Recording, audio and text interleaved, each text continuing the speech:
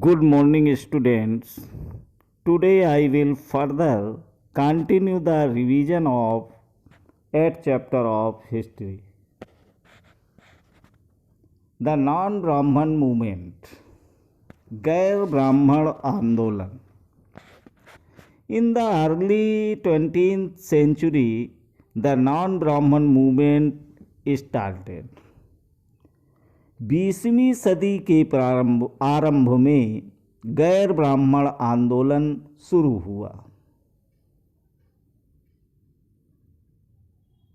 The initiative came from those non-Brahman castes that had acquired access to education, wealth and influence. यह प्रयास उन गैर ब्राह्मण जातियों का था जिन्हें शिक्षा, धन और प्रभाव हासिल हो चुका था.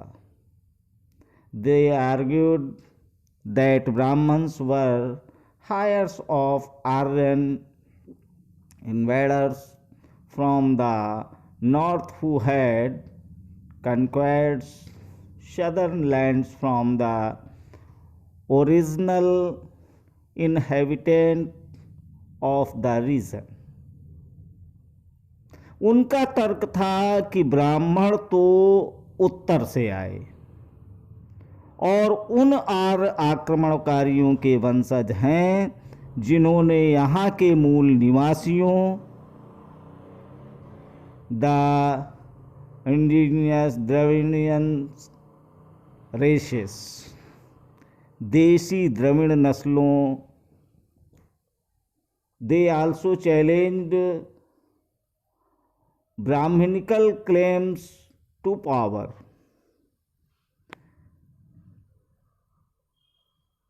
जिन्होंने यहाँ के मूल निवासियों देशी द्रविड़ नस्लों को हराकर दक्षिणी भूभाग पर विजय हासिल की थी और उन्होंने सत्ता पर ब्राह्मणवादी दावे को भी चुनौती दी.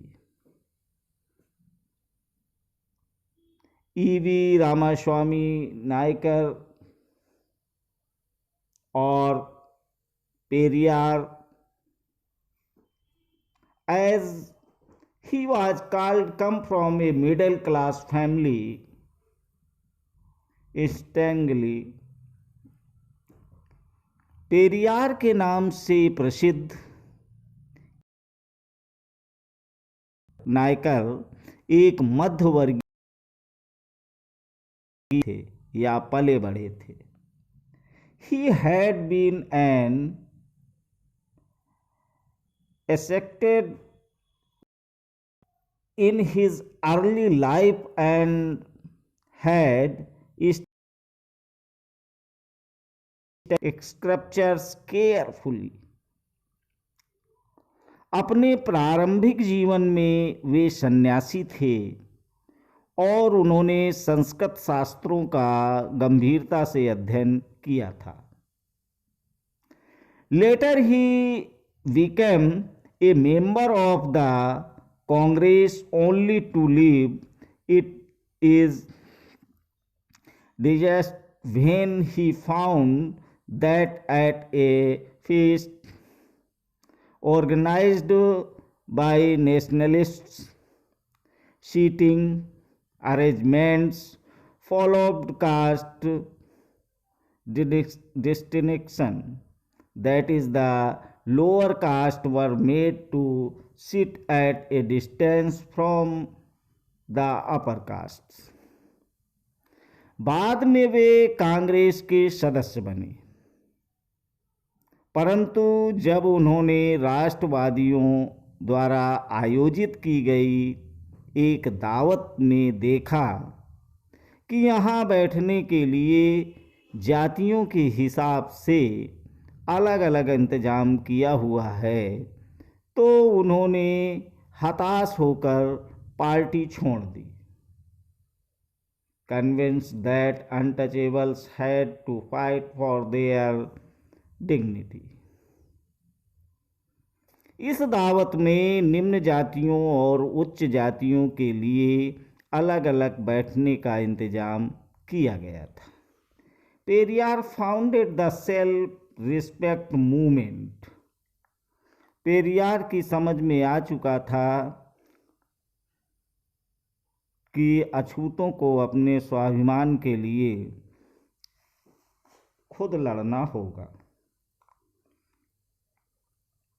He argued that untouchables were the true upholders of an original Tamil and the Dravidian culture, which had been subjected by Brahmins। और इसी बात को ध्यान में रखते हुए उन्होंने स्वाभिमान आंदोलन शुरू किया। उनका कहना था कि मूल तमिल और द्रविड़ संस्कृत के असली वाहक अछूत भी हैं, जिन्हें ब्राह्मणों ने अपने अधीन कर लिया है। He felt that all religious authorities saw social divisions and inequality as God-given। उनका मानना था कि सभी धार्मिक नेता और मुखिया सामाजिक विभाजनों और असमानता को ईश्वर प्रदत्त मानते हैं। Untouchable had to free themselves therefore from all religions in order to achieve social equality. और इसीलिए सामाजिक समानता के लिए सभी धर्मों से अछूतों को खुद मुक्ति पानी होगी। Periyar was an outspoken critic of Hindu scriptures, specially the codes of Manu, the ancient Logivir and the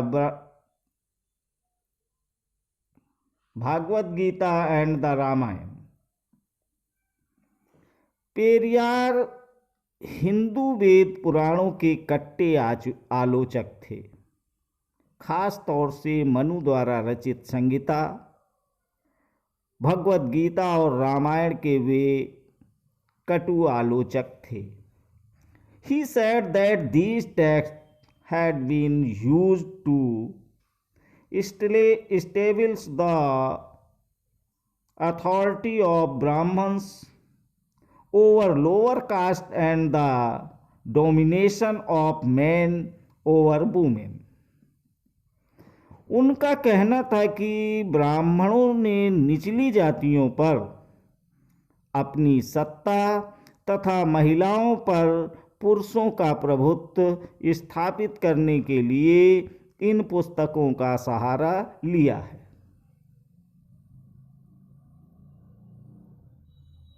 These assertions did not go unchallenged। ये दलीलें लोगों को सहज रास नहीं आई। The forceful speeches, writings and movements of lower caste leaders did lead to rethinking and some self-criticism among upper caste nationalist leaders। निम्न जाति नेताओं के भाषणों, विचारपूर्ण और आंदोलनों से उच्च राष्ट्रवादी नेताओं के बीच कुछ और कुछ आत्ममंथन और कुछ आत्मालोचना प्रक्रिया शुरू हुई। But Orthodox Hindu society also reached by funding सनातन धर्म सभा and the Bharat Dharma Mahamandal in the north and association like the Brahman Sabha इन बंगाल। परंतु रूढ़वादी हिंदू समाज ने भी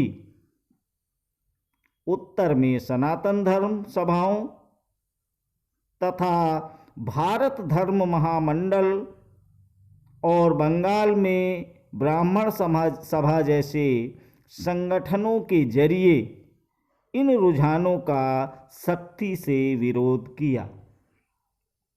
The object of these associations was to uphold caste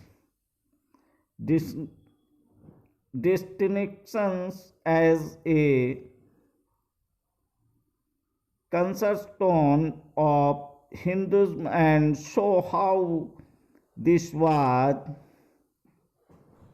sanctified by scriptures। इन संगठनों का मकसद यही था कि हिंदू धर्म में जातीय ऊंच नीच को जो महत्व दिया जाता है उस पर कोई आंच न आए।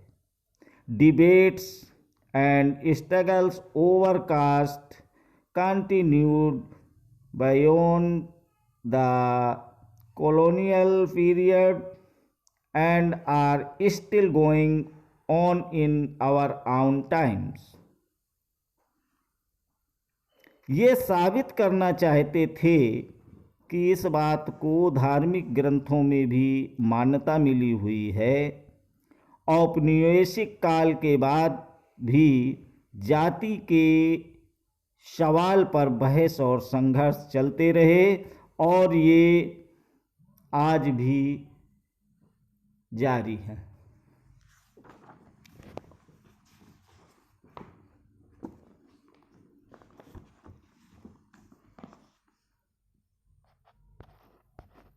ऑर्गेनाइजिंग फॉर रिफॉर्म, सुधारों के लिए संगठित होना। द ब्रह्मो समाज, ब्रह्मो समाज, द ब्रह्मो समाज formed in 1830 prohibited all forms of idolatry and sacrifice, believed in the Upanishads and forbade its members from criticizing other religious practices। ब्रह्मो समाज की स्थापना 1830 में की गई थी और यह संस्था सभी प्रकार की मूर्ति पूजा और बलि के विरुद्ध थी और इसके अनुयायी उपनिषदों में विश्वास रखते थे।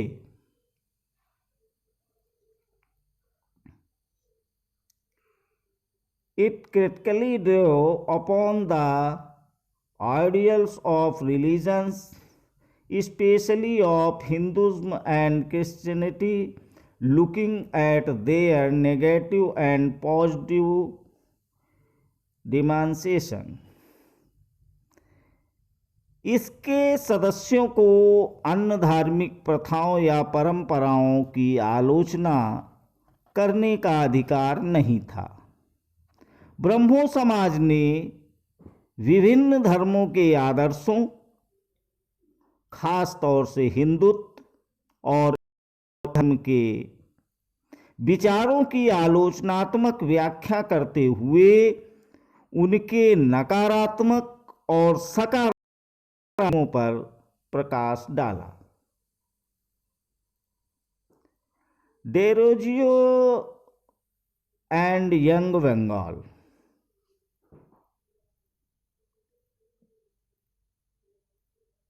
Henry Louis Vivian Desrosiers, a teacher at Hindu College, Calcutta in the 1820s, promoted radical ideas and encouraged his pupils to question all authority. 1820 के दशक में Henry Louis Vivian Derozio Hindu college Calcutta में अध्यापक थे। उन्होंने अपने विद्यार्थियों को referred to as the Young Bengal movement. His students attacked tradition and custom, demanded education for women, and campaigned for the freedom of thought and expression.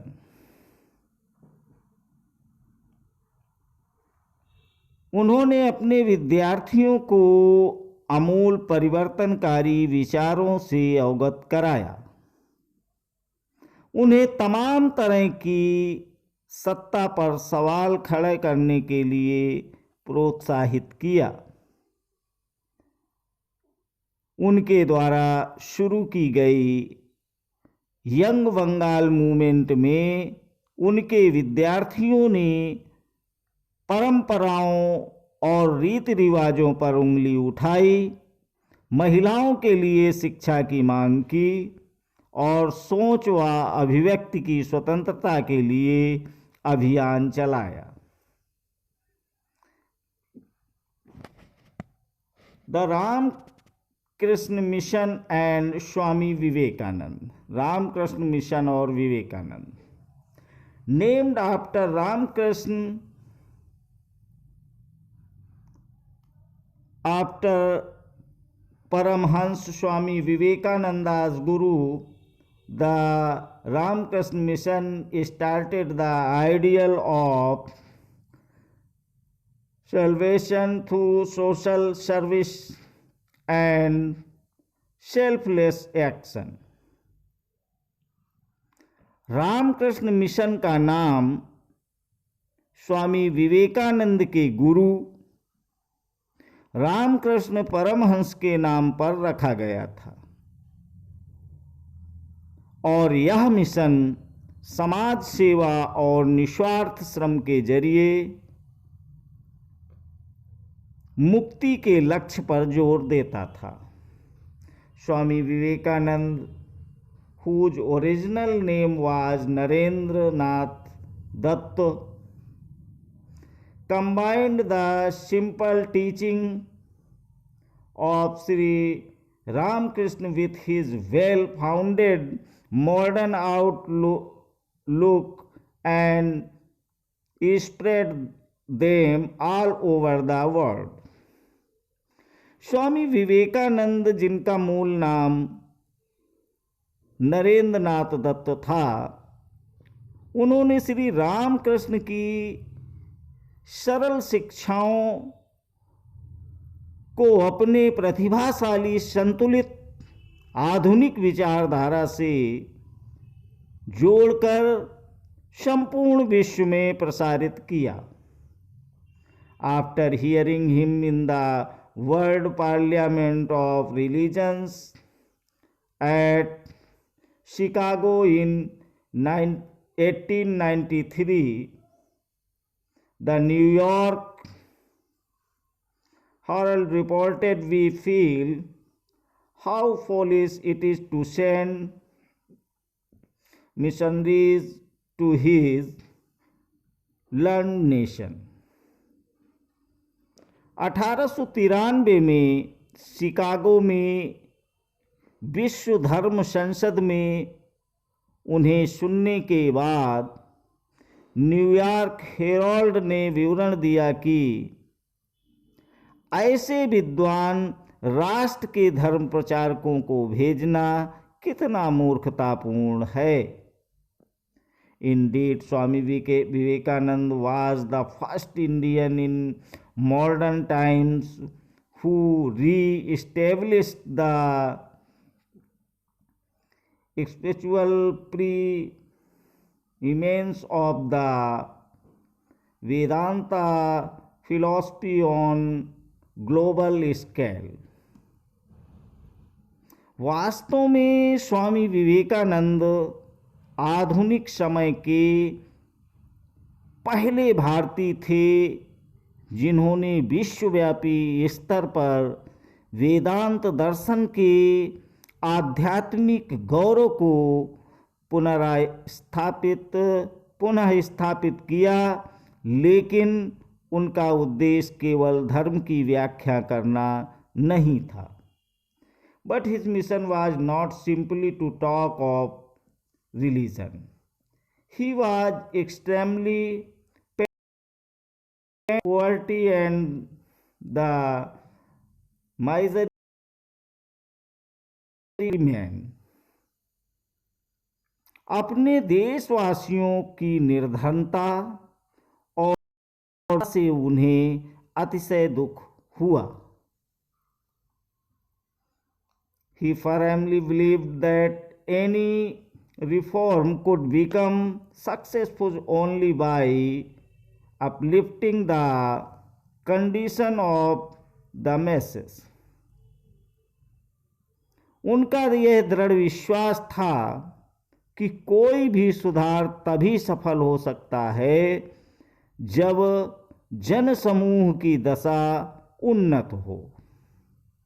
Therefore, his clarion call to the people of India was to rise above the narrow confines of their religion of the kitchen and come together in the service of the nation। अतः भारत के लोगों को उन्होंने रसोई घर के धर्म की संकीर्ण चार दीवारी से बाहर निकलने और राष्ट्र की सेवा में एकजुट होने का आह्वान किया। By sending out this call, he made a single contribution to the nationalism of India।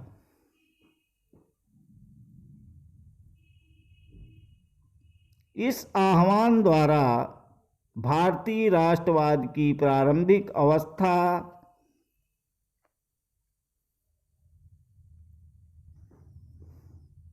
में उन्होंने असाधारण योगदान किया। His sense of nationalism of however not narrow in its conception। किंतु राष्ट्रवाद के बारे में उनका भाव संकीर्ण नहीं था। He was convinced that many of the problems facing the mankind could only